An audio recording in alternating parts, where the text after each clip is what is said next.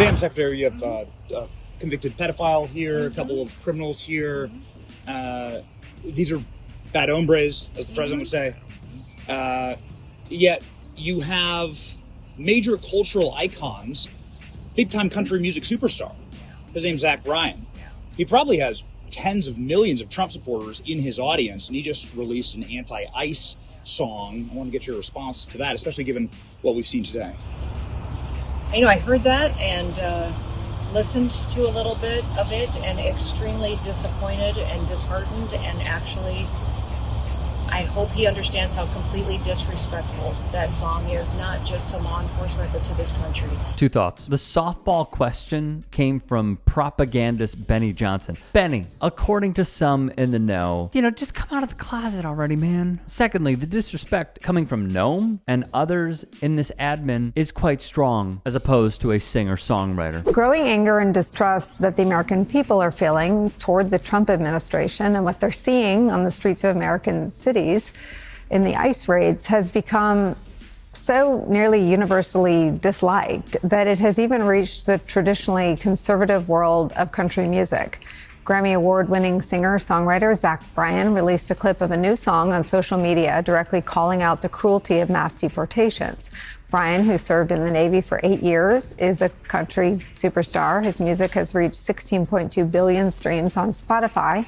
And just last month, he set the record for the largest ticketed concert in U.S. history. It's true. Zach Bryan, the 29-year-old country singer, has called out ICE and the deportations that we see every single day. He captioned it on Instagram, "The fading of the red, white, and blue." To every single individual that has ever stood up and fought for our freedoms, he just compromised it all by putting out a product such as that, that attacks individuals who are just trying to make our streets safe.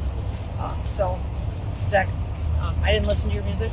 I'm happy about that today. Today, that makes me very happy that I never once gave you a single penny to enrich your lifestyle if you truly believe what that song stands for. But I am going to go out and probably download some Jason Aldean songs or John Rich songs. Kid Rock. Party, Kid Rock, any of those guys. Those guys know what it means to stand up for freedom. So I'm glad I didn't waste any money on Zach. Guaranteed lie here. I sincerely doubt her Spotify, Apple Music, YouTube Music, whatever, didn't randomly play a song of his, or that she was a fan, she definitely was, as fake a response as her face. It's almost perfect that he would not only caption it, "The fading of the red, white, and blue," but also include it in the song because, as we have discussed so many times, sports, like music and the arts, reflect the times. Bryan's song does just that. Of course, MAGA remains peeved. This is the same guy who, he reportedly condemned officers as out of control and as a bunch of middle-aged white dudes arresting people. When another country singer condemned Bud Light after they partnered with Dylan Mulvaney, this trans activist, he declared in a now deleted tweet, "I just think insulting transgender people is completely wrong because we live in a country where we can all just be who we want to be. It's a great day to be alive," I thought. And you tell me whether this is going to have any sort of backlash for him, Charles, because you've got actual country music star John Rich tweeting out, "Who's ready for the Zach Bryan Dixie Chicks tour?" Probably a huge Bud Light sponsorship for this one. There's so much to talk about in music, and politics is inevitably a downgrade. There is almost no piece of music that has ever been written that was improved by bringing day-to-day politics in. Maybe timeless truths.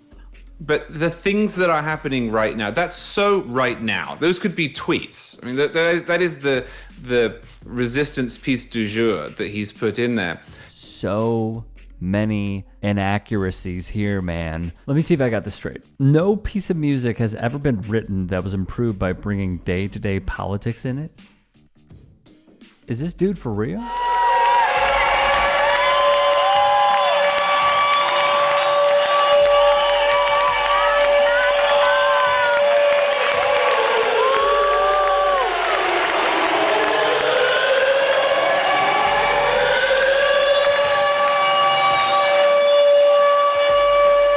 Rage Against the Machine shined a light on many things. If you want to see those, check them out on demand. But in this video, Gitmo. She had grown up in segregated Baltimore and she had promised herself she would never bow her head to any white man. Billie Holiday sang of the innocent being abducted and lynched by white supremacist mobs in the classic Strange Fruit. Tell me about music as a political weapon, which you've used it as. Oh, now, that's a hard one. As a political weapon, it has helped me for 30 years defend the rights of American blacks and third world people all over the world, to defend them with protest songs.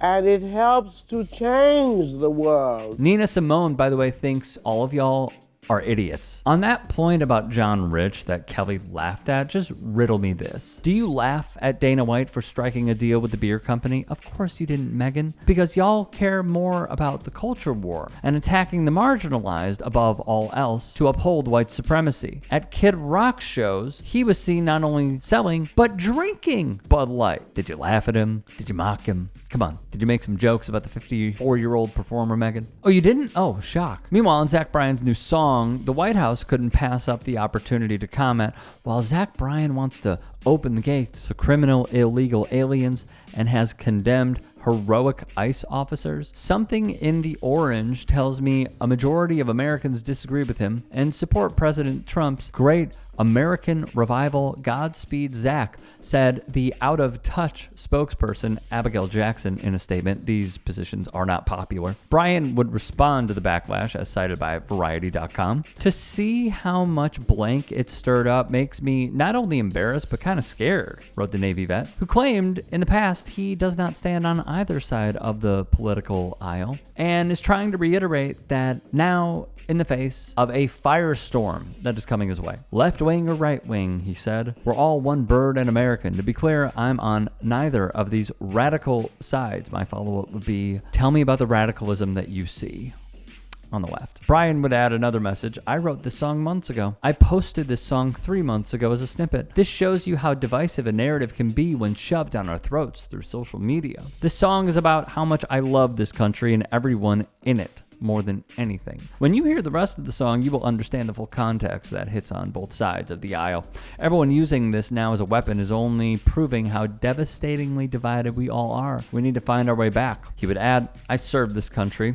I love this country. And the song itself is about all of us coming out of this divided space. I wasn't speaking as a politician or some greater than thou a-hole, just a 29-year-old man who is as confused as everyone else. To see how much blank it stirred up makes me not only embarrassed, but kind of scared. Hey, I appreciate you watching. Now, if you can, please do become a channel member by going to youtube.com/TYTsports and clicking the join button. If that's too much for you, you can just go to tyt.com/join to become a member. It helps all of us out here at the Young Turks and keeps our network afloat. In addition, you could follow me on my socials on Twitter, Instagram, and TikTok. Appreciate the love. Have a great day.